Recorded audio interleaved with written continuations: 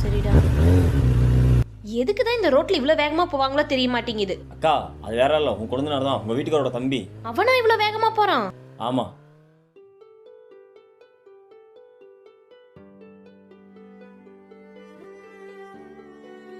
தம்பி இல்லைங்க, சாவி கொண்டா. எதுக்கு? வண்டிங்கிறது நம்ம தேவைக்கு தான், உன் இஷ்டத்துக்கு ஓட்டத்துக்கு கிடையாது. வண்டி எதுக்கு ரோட்ல அப்படி ஓட்டிட்டு இருப்ப? கொஞ்சம் கூட அறிவில்ல?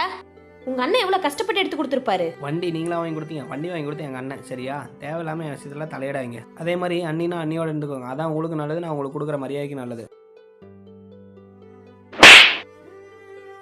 எதுக்கு நான் இப்போ என்னை அடித்தேன்? டேய், நானும் பார்த்துக்கிட்டு இருக்கேன், உனக்கு அண்ணி நல்லா சொல்லிட்டு இருக்கா, அவளை ஏற்றி பேசிக்கிட்டு இருக்கேன். இப்போ சொல்ல என்ன தப்பு இருக்குது? டேய், உனக்கெல்லாம் இந்த பாரு, யாருண்ணா இது? அண்ணியோட தம்பி தான். 3 வயசுக்கு வண்டியை கொடுத்தாங்க. போய் வீலிங் பண்ணுற ரேஸுக்கு போகிறேன்னு சொல்லி ஒரேடியாக போயிட்டான். டேய், உனக்கு வண்டி வாங்கி கொடுத்து உன் தேவைக்கான தவிர சும்மா ரோட்டில் சர்க்கஸ் காட்டுறது கிடையாது. இங்கே பாரு, நல்லா ஒன்று புரிஞ்சுக்கோ. இந்த வீட்டில் எனக்குமே என்ன உரிமை இருக்கோ அதை விட பல மடங்கு அன்னிக்கு இருக்கு. ஃபர்ஸ்ட் அவங்க கிட்ட மரியாதை கொடுத்து பழகிக்க. சாரி அண்ணி, வண்டி இனிமேல் அப்படிலாம் ஓட்ட மாட்டேன். சாரிண்ணா. ஓ,